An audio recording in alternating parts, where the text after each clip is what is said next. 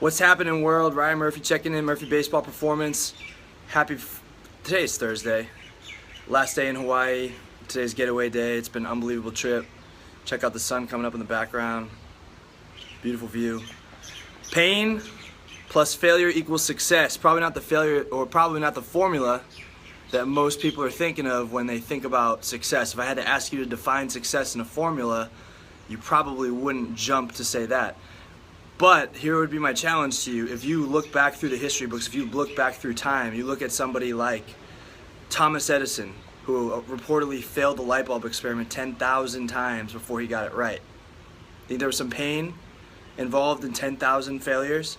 You think there was some people telling him that he was an idiot, it was time to pack in, it was time to find something different?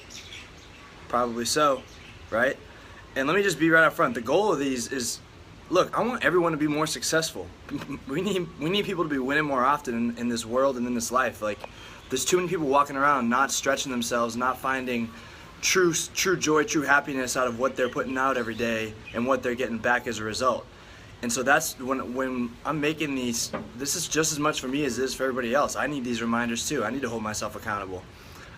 So back to it, we got Thomas Edison. Think about Abe Lincoln. Abe Lincoln, what's he remembered for, right? He was remembered for the result of being one of the greatest presidents that ever lived in the United States.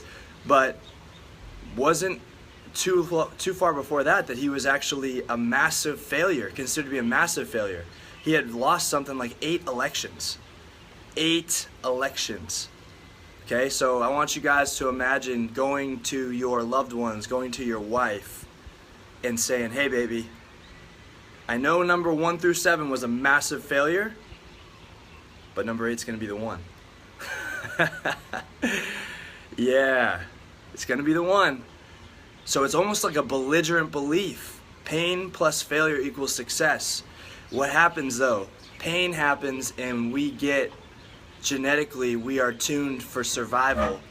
And that's how we evolved. And so pain happens and we, instead of jumping back into the fire, we acquiesce, we retreat, we don't tend to take the necessary steps to get to the level where success is going to happen. So my personal story about this is I moved down to Texas to pursue my dream of playing professional baseball when I was 19 years old. I took a big risk. I didn't know anyone. I was naive, a 19-year-old kid, thinking that this was going to be an easy fix. And I got down here and I went from being a guy to, for 2 full seasons, absolutely falling off the map as I pursued more velocity that was going to get me an opportunity at the next level. I could not throw a strike. It was devastating. I would cry my eyes out after most of my scrimmage outings that would, by the way, only last about 12 to 15 pitches sometimes, because the team had to make sure that if I was going to be out there on the mound, I had to be adding value, and if I couldn't throw a strike, then I wasn't adding value. So I didn't really understand that at the moment, but now I fully get it.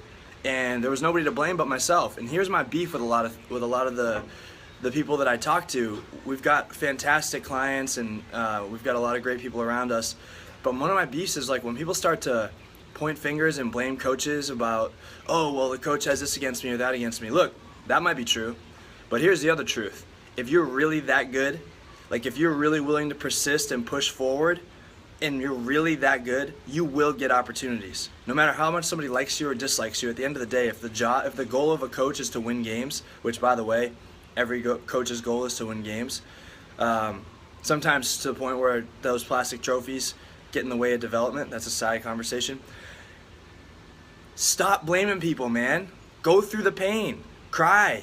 Boy, get your ass back up and go get it again, right? Like, it doesn't matter. This is baseball, but this is life. Like, you got to be willing to go through things that are really uncomfortable, that rip you apart, and then you got to be able to look yourself in the mirror, wipe your tears out of your eyes, get your ass back up, and go get it one more time. Make some adjustments, but probably ask yourself first, am I really putting in enough work, enough of my own time, enough blood, sweat, and tears to justify me whining or feeling like it's time to retreat?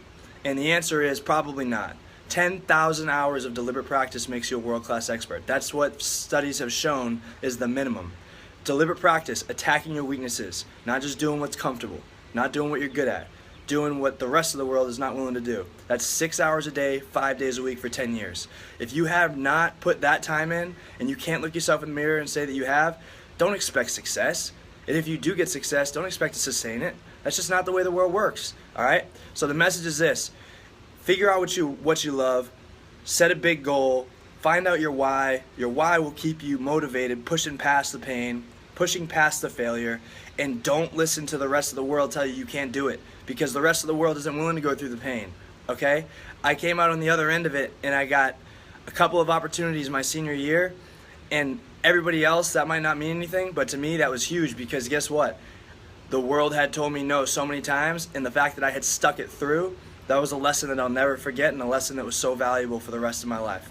So I hope you guys have a fantastic day. Don't be afraid of pain. Where there's fear, where there's pain, there's usually success waiting on the other side. Go get it, baby.